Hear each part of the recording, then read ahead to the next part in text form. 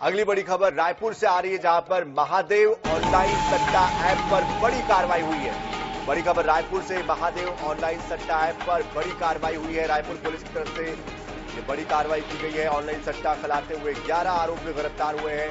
आरोपियों में 5 अंतर्राज्यीय आरोपी बताए जा रहे हैं। महाराष्ट्र के नागपुर में ये 2 ब्रांच में ब्रेक करके काम किया जा रहा था, सट्टा चल रहा था। 24 ATM card, 100 SIM card, 2 laptop, 33 mobile phone जब्त किए गए हैं।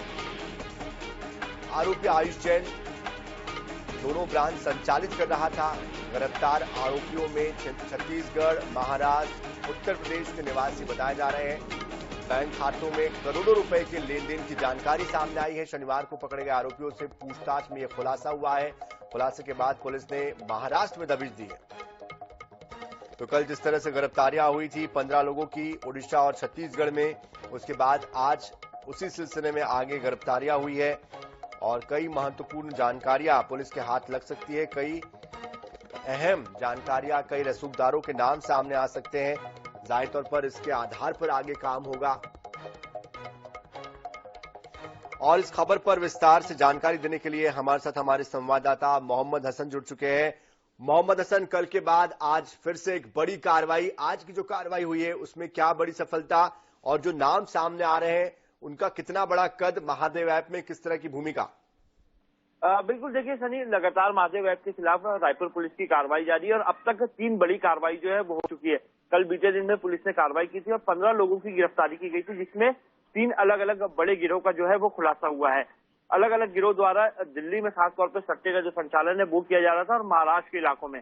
ऐसे में एक नई बात जो सामने आई है इस कार्रवाई में वो ये आई है कि अब अज्ञात लोगों के नाम से जो है फर्जी सिम कार्ड लिए जा रहे हैं और उनके नाम से अकाउंट खोले जा रहे हैं। लोगों को जानकारी भी नहीं है और उनके दस्तावेजों के आधार पर ये सटोरिये जो है शातिराना तरीके से बैंक से उनके नाम पर अकाउंट खुलाते हैं और करोड़ों रुपए का ट्रांजैक्शन कर रहे हैं। इस मामले का खुलासा तभी हुआ था जब एक व्यक्ति ने आकर के शिकायत करी। बताया जा रहा था वो व्यक्ति की सब्जी की दुकान थी और उसे मालूम चला कि उसके अकाउंट से करोड़ों का ट्रांजैक्शन हुआ है, जबकि उसे जानकारी ही नहीं थी कि उसका बैंक अकाउंट किसी बड़े प्राइवेट बैंक में जो है वो खुलाया गया।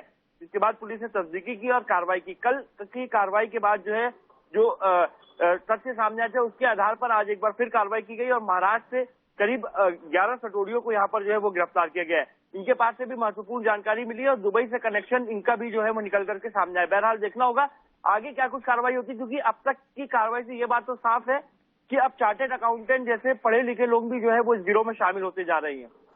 बिल्कुल, लेकिन मोहम्मद हसन, जो 2 लोगों के नाम इसमें सामने आ रहे हैं जिनकी गिरफ्तारी आज हुई है, हम चाहेंगे उनकी भूमिका के बारे में बताएं कि इनका क्या इससे सरोकार है, क्योंकि महाराष्ट्र में भी बताया जा रहा है कि एक ही शख्स महाराष्ट्र और छत्तीसगढ़ में इस ग्रुप को ऑपरेट कर रहा था। बिल्कुल, देखिए इस गिरोह का सरगना जो है उसका नाम आयुष जैन बताया जा रहा है। इसके द्वारा जो है अलग अलग जगह सट्टे का संचालन जो है वो किया जा रहा था।